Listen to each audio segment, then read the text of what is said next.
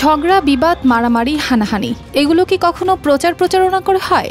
যা হয় হঠাৎ হয়, তাই না? কিন্তু যে গ্রামবাসীদের দেখছেন তারা সরাসরি বিবাদে জড়িয়েছে মাইকিং করেই। টাঙ্গাইলবাসীও কি তবে ব্রাহ্মণবাড়িয়ার খেতাব ছিনিয়ে নিতে চাইছে? এটি ৩রা ফেব্রুয়ারি সোমবার দুপুর কালিহাতীর শোলাকুড়া বাজারের দুপুরের পরিস্থিতি। এই দুই দিক থেকে সংঘর্ষে শব্দের পর শব্দ, মাইকে ঘোষণা দিয়ে জড়ো করা হচ্ছে লোকজন। কয়েক মুহূর্তের মধ্যেই পুরো এলাকা যেন রণক্ষেত্র। দুই পক্ষের মধ্যে তুচ্ছ বিষয় থেকে শুরু হওয়া বিবাদ রূপ নিল ধাওয়া পাল্টা ধাওয়ায়।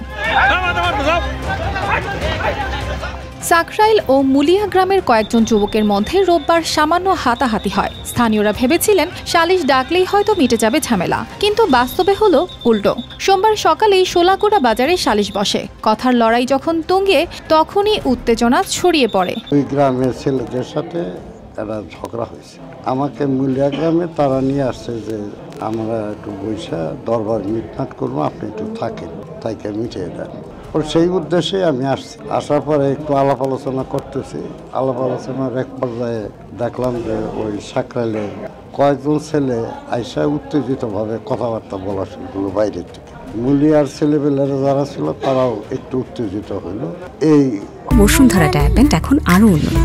এই hot air through top sheet দ্রুত শোষণ করে সোনামণিকে দেয় কোমল অনুভূতি। হট্টগোল, লোহা, লাঠি, ইট, পাটকেল, দেশীয় অস্ত্র সবকিছুই চলে একে অপরের বিরুদ্ধে। বাজারের দোকানপাটে হামলা চালানো হয়, ভাঙচুরের শব্দে কেঁপে ওঠে এলাকা। পরিস্থিতি এমন ভয়ঙ্কর হয়ে ওঠে যে দুপুর 12টা থেকে 2টা পর্যন্ত টাঙ্গাইল ময়মনসিংহ মহাসড়ক পুরোপুরি বন্ধ হয়ে যায়। আতঙ্কে অনেকেই দোকান ফেলে পালিয়ে যায়। পথচারীরা দিশেহারা হয়ে ছুটোছুটি করে।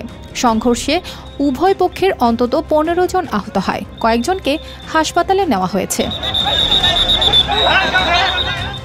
পরিস্থিতি নিয়ন্ত্রণে আনতেই পুলিশের সঙ্গে সেনাবাহিনীও ঘটনাস্থলে পৌঁছে যায়। লাঠিচার্জ ও টিয়ারশেল ছুড়ে উত্তেজিত জনতাকে ছত্রভঙ্গ করা হয়।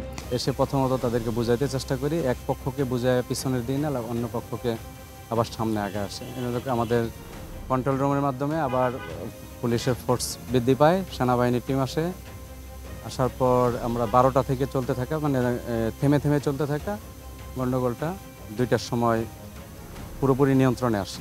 অন্যদিকে স্থানীয়রা বলছেন এই সহিংসতা রোধে স্থানীয় গণ্যমান্যদের আরও সচেতন হওয়ার পাশাপাশি সমাধানের উপায় খোঁজা উচিত ছিল। সর্বশেষ খবরে ওই এলাকার পরিস্থিতি কিছুটা থমথমে রয়েছে। News desk, RTV।